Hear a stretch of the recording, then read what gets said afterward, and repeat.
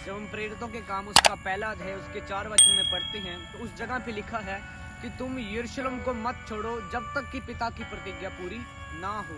ये बात प्रभु यीशु मसीह ने स्वर्गारोहण से पहले अपने चेलों से कही कि तुम यरूशलेम को मत छोड़ना जब तक पिता की प्रतिज्ञा पूरी ना हो।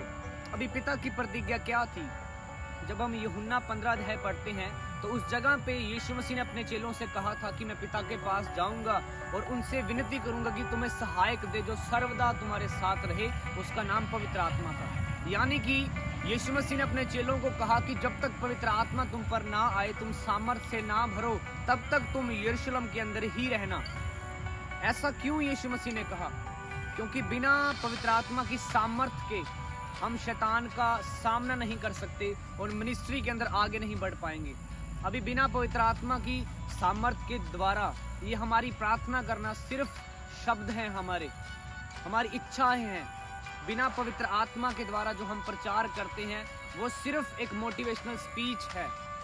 ये पॉसिबल है कि वो हमारे इमोशन को टच करे, लेकिन ये कभी भी पॉसिबल नहीं है कि वो हमारी स्पिरिचुअलिटी को आगे बढ़ा सके।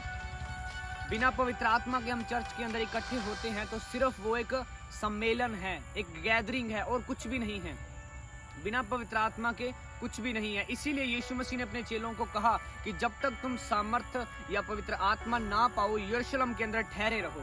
उनकी एक लिमिट थी, उनका एक दायरा था जो है यरूशलेम।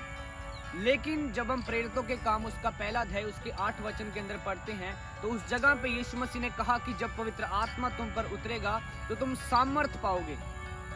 पहले पवित्र आत्मा नहीं था तो उनकी एक हद ठहरा दी गई थी जिसका नाम था यरूशलेम।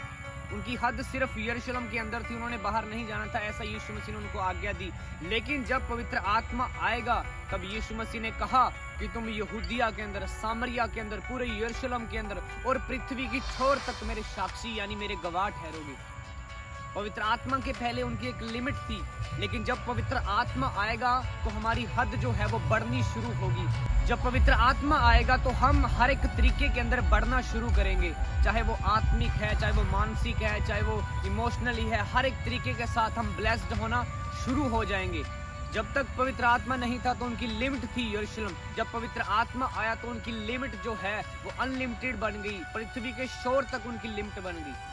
जब तक हम पवित्र आत्मा से नहीं भरेंगे तब तक हमारी हद जो है वो आगे नहीं बढ़ पाएगी, हम एक दायरे के अंदर रहेंगे। लेकिन जब स्पिरिट ऑफ गॉड, वो पवित्र आत्मा हमारे जीवन के अंदर आएगा तो हम आगे बढ़ना शुरू होंगे। चाहे हम मिनिस्ट्री के अंदर हैं, चाहे हम जॉब करते हैं, चाहे कुछ भी काम करते हैं, लेकिन जब पवित्र आत्मा आएगा तो हम उन्नति में आएंगे।